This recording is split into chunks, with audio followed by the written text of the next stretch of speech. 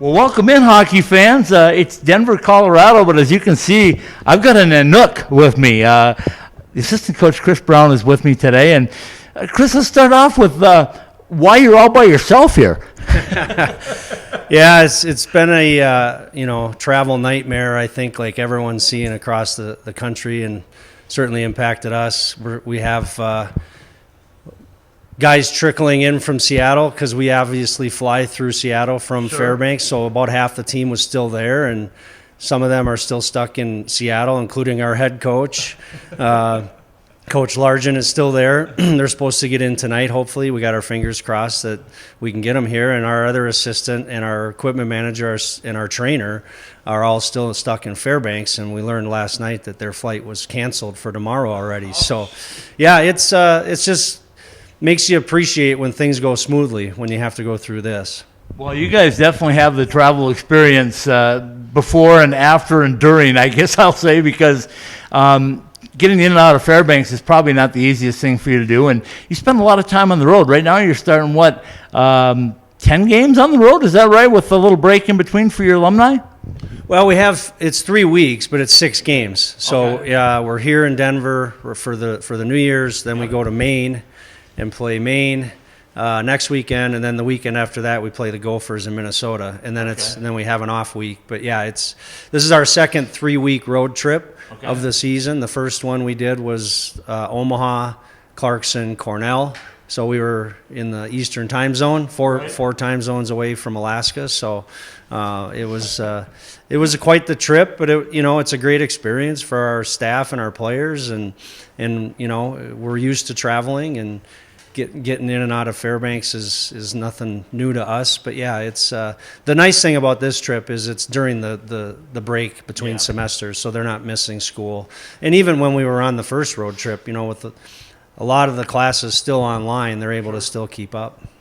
Makes sense. So when we look at your program, last year didn't have any games. COVID was a big part of it. Now you're back, but obviously no conference, so you're playing an independent, much like ASU. A little different though. It's easy to draw people to Arizona State to play home games. Not quite as easy for you guys.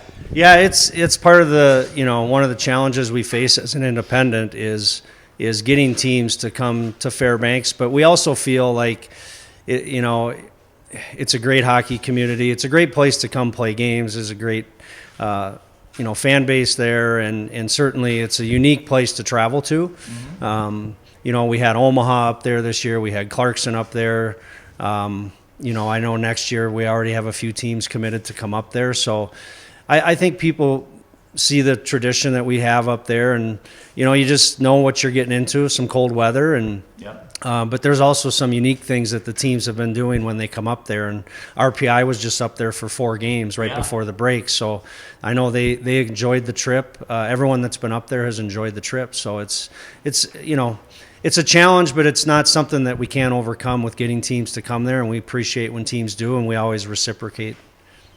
I'll tell you, and date myself a little bit, back in the 70s when I was in high school, watching Alaska hockey was great. And I'll tell you why. It's because on the weekends, when the WCHA was in full bloom, and teams would head up from northern Minnesota or from Minnesota or North Dakota, we'd get that late night game, right? And you get to stay up late to watch Alaska hockey when you could find a way to watch it. Most of the times you had to listen to it. Yeah. But so I've got a soft spot for you guys. Never been there. I told your SID that I was hoping maybe this late February when Arizona State's coming up that I might make the trip and do a little feature on it. So that's the talk. That's the hope. Right now, though, I want to see you guys play Denver, because all of your games, and your record really is a little bit deceptive. It's a lot like Colorado College, I think. You've been in every game. You've been really close in every game, but the mark isn't where you want it to be, I'm sure. Right. So tell us about those games, and specifically some of the teams you played. You just beat RPI 3 out of 4 times, right? Yep. Yeah, no, I mean, that was a great way to end the break, and certainly, as you know, I mean, Division I college hockey, everybody can play, and then there's a lot of good players out there that are coming up to our level, and certainly our level is producing players for the next level, the NHL and beyond. So it's a competitive division, and we know that being an independent, we took the approach that we wanted to play a very competitive schedule. So we're playing teams from all the leagues. I think the only league we don't play this year is Atlantic hockey. Right. But next year we already have AIC coming up to us. Okay. So I mean, it's kind of fun for our staff and our players to see all the different leagues. And play against them. We've played a lot of NCHC teams this year, and that, as you know, is probably arguably the best league in the country right now. So we've played at Duluth, we've played at UNO. UNO came up to us. Now we're playing Denver. So we'll play a total of 8 games against the NCHC this year, and then you mix in a Big Ten series with Minnesota, and we've played obviously some ECAC teams in Cornell and Clarkson. So it's maybe the record's not where we wanted it to be, but it's like you said, I think it's deceptive in how we've competed throughout that schedule that we've had. Well, I'm a former Bulldog, and I know you scared the heck out of the Bulldogs in their own building. But tell us a little bit about your style. You have a lot of European players, international flavor, I guess, with Sweden and Latvia. And so tell us about your style. What are we going to expect this weekend when you get on the ice here at Magnus? Well, I think when you watch us play, we're not going to be a team that's going to get in a track meet, and try and outskill teams. We know our identity is we've got to play as a group, we've got to play fast, and we've got to be hard to play against. And part of being hard to play against is keeping the puck moving fast and getting it north, and then working hard on we're a forechecking team. If we're getting in on the forecheck and creating turnovers and pressuring teams into mistakes, that's when we're competing and we're in the game. Special teams is obviously a big part of college hockey, and our special teams are not where they should be, and that's probably the reason our record is what it is. Yeah. But 5-on-5, we compete extremely hard. I remember talking to Sandy after the game in Duluth, and he was like, "Man, you guys work really, really hard." And it's like every team that we've played has said that same thing. So that's our identity. We've got to outwork teams. We've got to outcheck them. And then hopefully both special teams click on the same night, and then that's how we get wins. If it doesn't, then it's going to be a tight game. And, we've had some games that, 5-1, but weren't really 5-1 games, So every game we know is going to be a 1-goal game. It's going to be a tight contest if we're in it. And, so our guys are used to playing in those games. And as an independent, you feel like you have a chip on your shoulder and something to prove. So hopefully that's what gets us over the top. Well, one thing with the squad you're going to face this weekend is depth. Yeah. They are very, very deep, especially at the forward. Actually, all the way across the board. But and they're one of the teams that has just been getting better with time, I think. So I'm sure you're expecting that from Denver. But how do you shut them down when you have depth like that? Lines 1, 2, 3, and 4. Well, it's going to be for us, it's about not feeding their game and giving them turnovers and short ice. I mean, we know we're probably going to spend some time in the zone, in our D zone, because, they've got depth, they've got talent and skill. They've been, scoring. Looking at their last 6 games, it's just like I don't want to look at it. They're averaging close to 5 goals a game. I mean, which is unheard of. So leading the country right now. Yeah. So, and I told our team that yesterday. We were doing a drill and we weren't getting pucks on net. And I'm like, hey, fellas, we're going to have to score some goals if we want to be in these games, because they're going to score.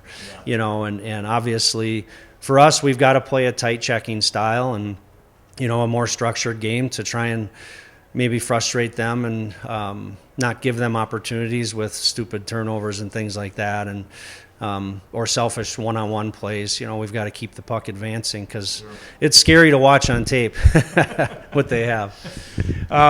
So let's talk a little bit about what's happened over the last couple of years with COVID. You guys lost a season because of it. Anchorage went away. Now they're back on the resurgence. How important is Anchorage and Fairbanks for each other? Well, it's very important for us. I mean, and our players will tell you that those are probably the most fun games to play in, because, it's like any college when you have a rival, and obviously being the only 2 programs up there and being from Alaska and having a chip on our shoulder to want to prove that we can play hockey in Alaska and compete with the best of the best in college hockey. Certainly those games will bring some excitement back to the fans in Alaska, which is, much needed in today's world of COVID, and trying getting people back in the seats. And just to remain competitive and relevant. I think we're important for each other, but we're also very different. Yeah. You know, I think the two programs are just different in ways when you talk about history and just where they come from and the types of players that they bring in. They're unique and different in their own way, but we also know that we need that rivalry.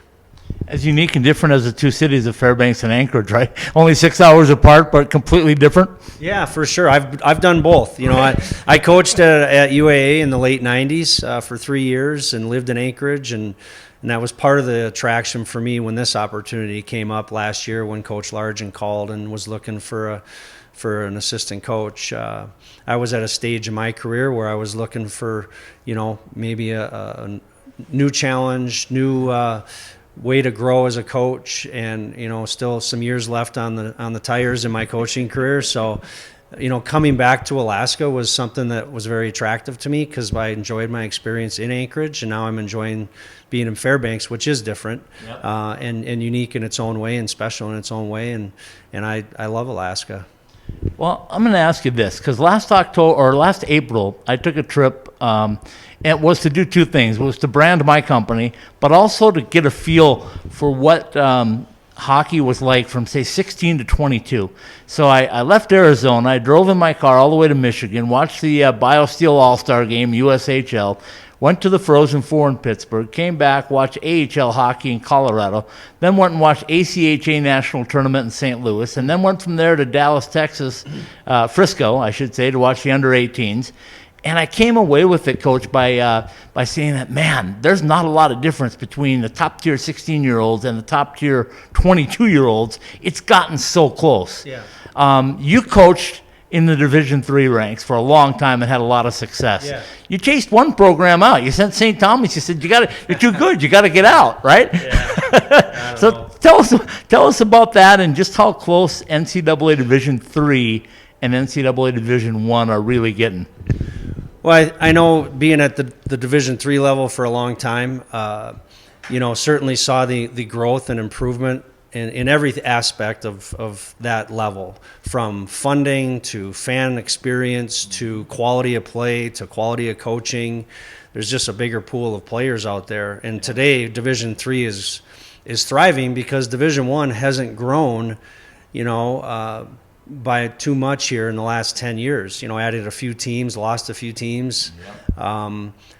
But the pool of players below us coming up has continued to grow, which is great for hockey. And that's why on your trip you saw the talent level is out there from 16s all the way to pro. And it's been interesting for me to see the difference this year coming back to Division I, and really giving me an appreciation for how good Division III was. Yeah. And I knew it when I was there, but until you're here on a daily basis and competing against the top D1 teams, there is a difference. Yep. But like I said, it's not what it was even 5-10 years ago. So it's great to see that level of hockey and how competitive it is, and that's why I stayed there for so long, because it's every night is a competitive game. There were no games where you look on the schedule and say, oh, this is a win, and that's, as a coach, what makes you love the competition and makes you better and all those things. So yeah, it'll be fun to see St. Thomas, watch them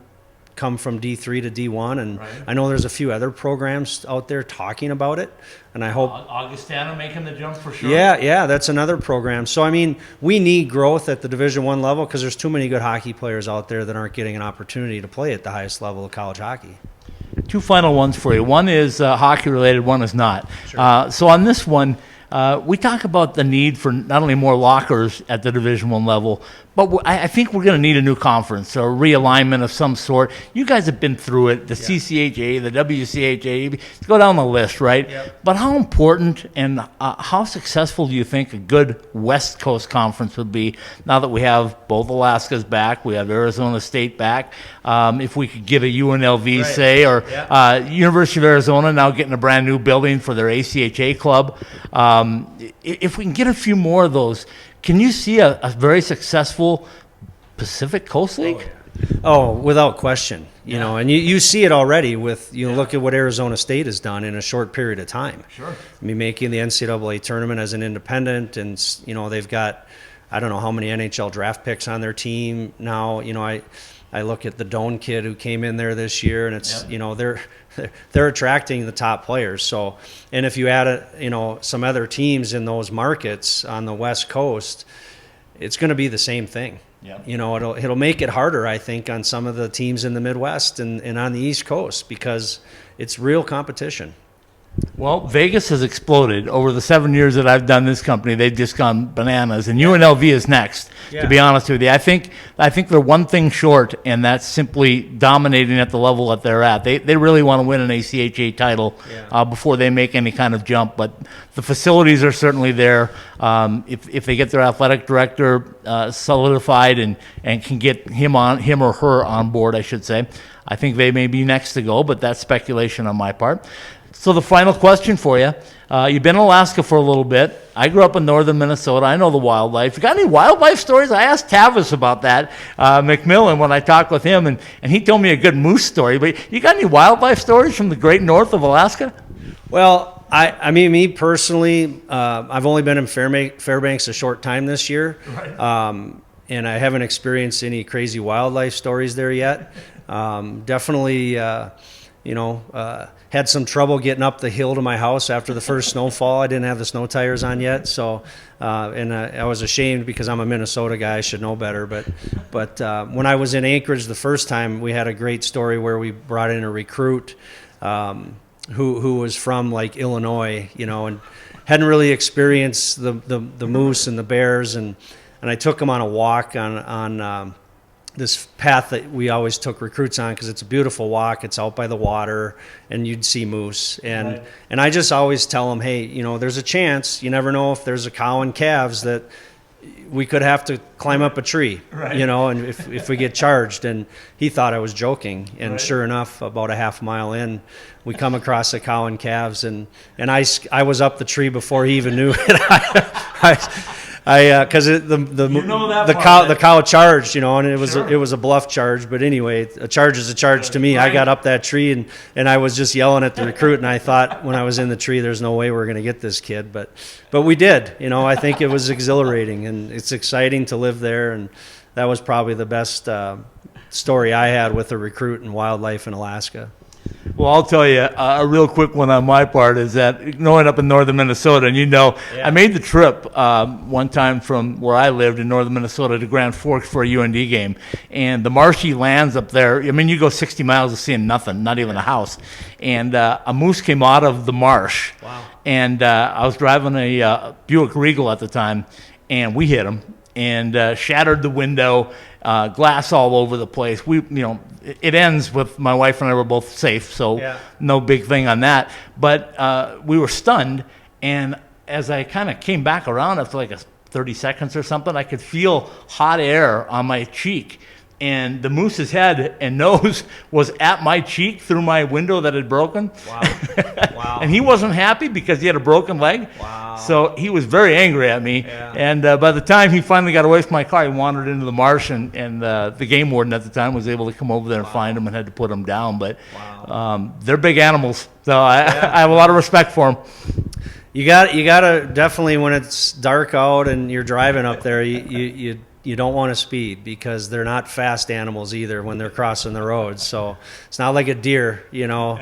You definitely got to pay attention. And but that's, you know, there's so many things in Alaska that you can experience, you know, that I think that's part of what our players do is, you know, especially there are winter experiences, you know, whether it's dog mushing or, you know, getting out and, you know, in the snow and doing some, you know, skiing and different things and sightseeing. But, you know, there's certainly a part of that to where in the early parts of the school year and even in late summer, you know, where there's things to do with camping and seeing some beautiful mountains. And so no truth to the rumor that the Nanook is in a cage just outside the building, and you use them to rile up other teams when they show up?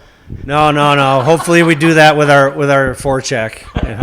That's about all we can do. Coach, I appreciate your time. Good luck this weekend. Safe travels everywhere that you go. And maybe we'll see you up in Alaska at the end of February. Well, I think it'd be good for you. It would make you appreciate that warm weather a little bit. Come up there and cool off a little bit and watch some hockey. And certainly we're excited to have Arizona State come up, and we're excited to play there in February as well. So, yeah, so hopefully we see you. Thanks for all you do. Absolutely. And the final one is tell everybody what school you were at in Minnesota, because we know Rico at St. Thomas came from the MIAC, not Rico necessarily, but the program. You were at where?